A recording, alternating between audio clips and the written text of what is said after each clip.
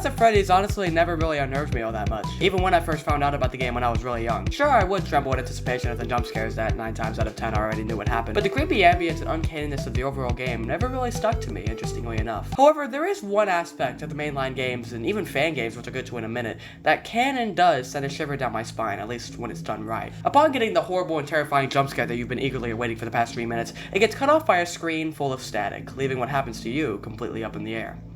At least only for a little bit. After the static fades to black, you're met with the aftermath of your failure. Phone Guy does a pretty good job explaining what this is. Now, since that's against the rules here at Freddy Fazbear's Pizza, they'll probably try to forcefully stuff you inside a Freddy Fazbear suit. The only parts of you that would likely see the light of day again would be your eyeballs and teeth that pop out the front of the mask. What? Now, that might sound bad, I know, but there's really nothing to worry. This alone is pretty eerie to me, but funnily enough, the icing on the cake is this small text that simply reads "Game Over" on the bottom corner. Although this may seem like a simple detail that's used in most games, it adds a lot to this screen here. The overall ominous way the text is placed almost feels like it's trying to say something like, "This is your fault.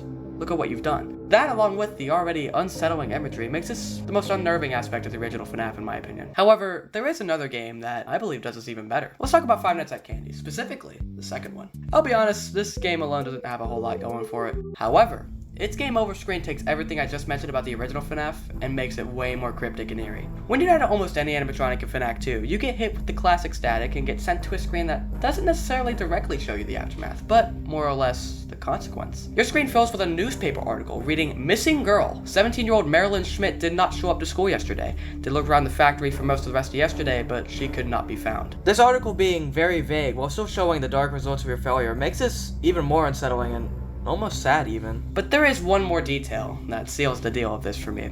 When you die on the 6th night, specifically by either the rat or the cat, you get a completely different Game Over screen. Still following the style of a newspaper article, this one describes how instead of just disappearing, Marilyn was described to have been mauled to death by an unknown predator. The article also hints that it will probably never be known what actually happened to her, showing the conclusion from the police being that she was murdered by a person with a piece of metal that they had likely found somewhere in the factory. Wrapping up this eerie and honestly terribly sad screen is that bold text in the corner, practically blaming you for this horrible tragedy.